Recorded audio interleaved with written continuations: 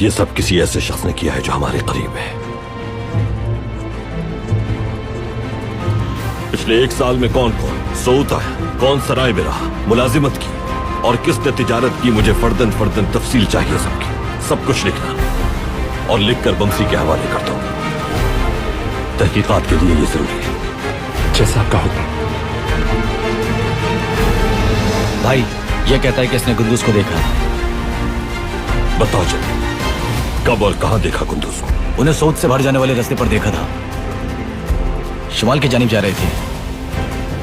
उस्मान भी उनके साथ था। उस्मान भी? उस्मान क्या कर रहा था कुंदूज के साथ? मुझे मालूम हुआ था कि आप उन्हें ढूंढ रहे हैं, तो जैसे मैंने उन्हें देखा आपको खबर देने आ गया।